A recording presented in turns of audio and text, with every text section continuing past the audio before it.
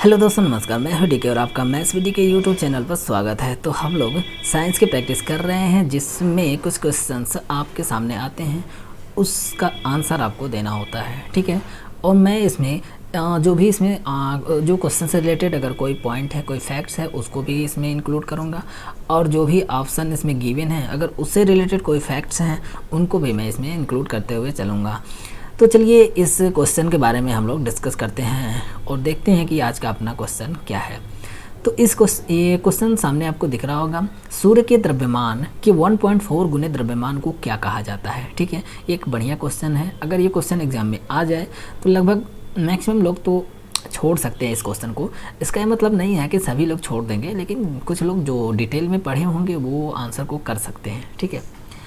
तो चलिए इस क्वेश्चन के बारे में हम लोग डिस्कस करते हैं। और इसका ऑप्शन गिवन है कि रमन सीमा कहते हैं, कि चंद्रशेखर सीमा कहते हैं, कि मेघनाथ साहा सीमा कहते हैं, या रदरफोर्ड सीमा कहते हैं, ठीक है। तो इस क्वेश्चन का आंसर जो हो जाएगा चंद्रशेखर सीमा हो जाएगा, ठीक है। अब इसमें इतने पॉइंट हम लोग डिस्कस करेंगे। इस यानी जो चंद्रशेखर लिमिट है, इसके बारे में हम लोग यहाँ डिस्कस करने वाले हैं। इससे क्या फैक्ट होगा, इसमें मतलब इसमें और क्या चीज़ें पूछी जा सकती हैं, उससे रिलेटेड कुछ पॉइंट्स हम लोग यहाँ पर डिस्कस करेंगे, ठीक है। कुछ कॉन्सेप्ट होंगे जिसके बेसिक्स आपको पता चलेगा यहाँ पर, ठीक है। तो इसमें देखिए चंद्रशेखर लिमिट क्या होता है। तो the Chandrasekhar limit is the maximum mass of a stable white dwarf star.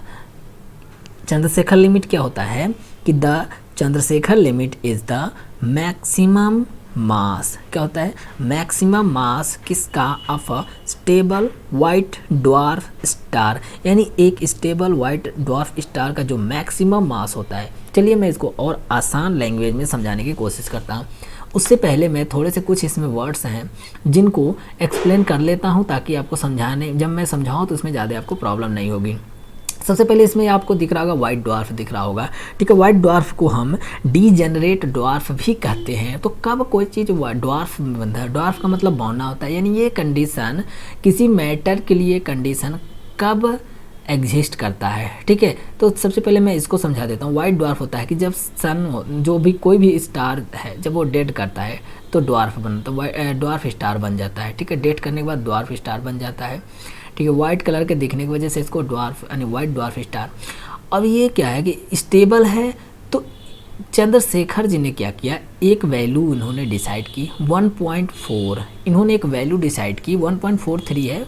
Yama not का मतलब हो जाएगा मोलर मास, ठीक है। यानी इसका होता है कि मास किसके मास के गुना, यानी सोलर मास, मोलर नहीं है, सोलर मास के 1.44 गुने को इन्होंने क्या किया, चंद्रशेखर सीमा यानी चंद्रशेखर लिमिट डिसाइड किया। इसका क्या मतलब है, इसका मतलब ये है कि जिस भी मैटर का द्रव्यमान यानी जिस भी वाइट ड्वार्फ का द्रव्यमान 1.43 सोलर मास होगा, वो उसके अंदर ग्रेविटेशनल कोलैप्स नहीं होंगे।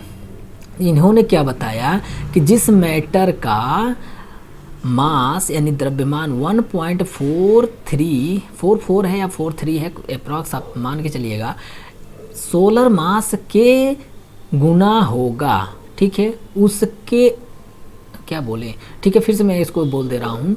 जिस मैटर का द्रव्यमान सोलर मास के 1.43 गुना होगा, उसके अंदर ग्रेविटेशनल कोलैप्स नहीं होंगे। ऐसा क्यों होता है, क्योंकि जो भी वाइट ड्वार्फ होते हैं उसके अंदर इलेक्ट्रॉन डीजेनरेसी प्रेशर होता है, मतलब उसमें इलेक्ट्रॉन जनरेट नहीं होते हैं, ठीक है, वो न्यूट्रल होता है, ठीक।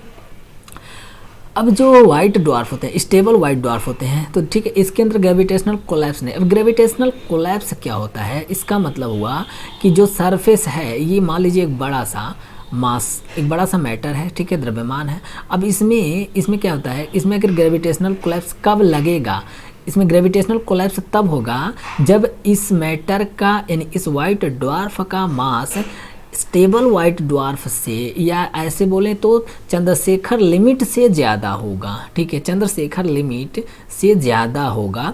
उसमें ग्रेविटेशनल कोलैप्स होंगे। ठीक है, और ग्रेविटेशनल कोलैप्स को पहले समझा देता हूँ कि ये होता क्या है। इसका मतलब जो सरफेस पर मास हैं वो किसके तरफ खींचे आएंगे, सेंटर की तरफ खींचे आएंगे। अगर एकदम सिंपल लैंग्वेज में समझाएं तो ग्रेविटी अपना क्या करती है, जो अर्थ की ग्रेविटी है वो सेंटर की तरफ हर एक वस्तु को हर सेंटर की तरफ खींचती है। तो वो ग्रेविटेशनल कोलैप्स भी कुछ ऐसे ही होता है। ठीक है, तो उसमें क्या होता है कि जो भी मास होते हैं उसके अगल बगल में वो सब खींचे किसके तरफ खींचे चले आते हैं, सेंटर की तरफ खींचे चले आते हैं। और बाद में ऐसा होता है तो ये बाद में किस में कन्वर्ट होता है, या तो ये ब्लैक होल में कन्वर्ट हो जाता है या तो ये न्यूट्रॉन स्टार में कन्वर्ट हो जाता है। ठीक है, तो जो वाइट ड्वार्फ है अगर ये इसका मास चंद्रशेखर लिमिट से ज़्यादा है तो उसके अंदर ग्रेविटेशनल कोलैप्स होंगे। ठीक है, चंद्रशेखर लिमिट से ज़्यादा है, मास चंद्रशेखर लिमिट से ज़्यादा है तो उसके अंदर ग्रेविटेशनल कोलैप्स होंगे। ठीक है, और तो ये फाइनली देखिए यहाँ पर एक न्यूट्रॉन स्टार दिख रहा होगा और यहाँ पर एक ब्लैक होल दिख रहा होगा।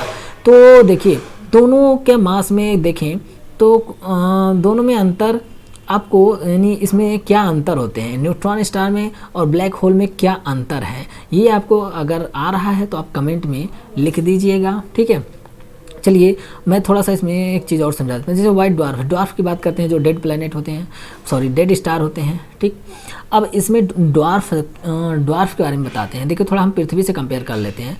देखिए मान लीजिए कि एक फुटबॉल के आकार का ड्वार्फ है। ठीक है, ड्वार्फ स्टार एक फुटबॉल के आकार का है। ठीक, तो आकार तो उसका यानी इसका शेप बोले तो वो किसमें, फुटबॉल के बराबर है, लेकिन उसका द्रव्यमान जो होगा ना, द्रव्यमान लगभग पृथ्वी के द्रव्यमान के बराबर हो सकता है, पृथ्वी के द्रव्यमान का 2 गुना हो सकता है। मतलब ऐसे होते हैं, यानी इतने ज़्यादा डेंस होते हैं। जैसे आप ब्लैक होल के बारे में सुने ही होंगे, नॉर्मली न्यूज़ में आता ही रहता है कि ब्लैक होल में क्या होता है कि वहाँ से लाइट भी नहीं निकल पाती है। मतलब उसकी ग्रेविटी इतनी ज़्यादा होती है कि लाइट को भी वो निकलने नहीं देता है, इसीलिए वो ब्लैक दिखाई देता है। अब ब्लैक का मतलब एग्जिस्ट ही नहीं करना, मतलब ब्लैक क्या, ब्लैक कोई देखने वाली चीज़ तो होती नहीं कि दिख जाएगी ब्लैक। लेकिन अब उसी के अपोजिट में क्या होता है, न्यूट्रॉन स्टार होता है। अब देखिए न्यूट्रॉन स्टार तो ये वाइट कलर का दिखता है, जैसे कि यहाँ पर दिख रहा होगा, ये न्यूट्रॉन स्टार है, ये वाइट कलर का दिखता है। ठीक है, तो इसमें मैं इसका डिफरेंस ढूंढने की कोशिश किया लेकिन हमको इसमें ज़्यादा कोई डिफरेंस नहीं मिला।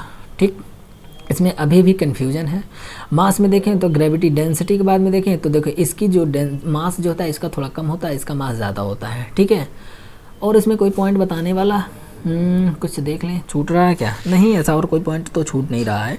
ठीक है, अगर आपको कहीं अगर दिखेगा कॉम्पैक्ट एक टर्म आएगा, हो सकता है कहीं आ जाए कॉम्पैक्ट स्टार यानी सघन तारा। सघन तारा क्या होता है, तो ये जो होता है white dwarf, neutron and black hole, इन तीनों को मिलाकर यानी हम इसे एक साथ जब कंसीडर करते हैं तो इसे कॉम्पैक्ट यानी सघन तारा के रूप में भी जानते हैं। ठीक है, एक ये नया टर्म्स आपको मिल सकता है। चलिए इसमें और कुछ समझाने वाली चीज़ तो नहीं है, तो अब मिलते हैं नेक्स्ट वीडियो में। इसको समझाने के लिए, इसको समझने के लिए मुझे बहुत ज़्यादा मेहनत करना पड़ रहा है, तो इसलिए जितना आपको समझ में आ गया हो उतना बहुत है। ठीक है, तो अब मिलते हैं नेक्स्ट वीडियो में। Okay, thank you.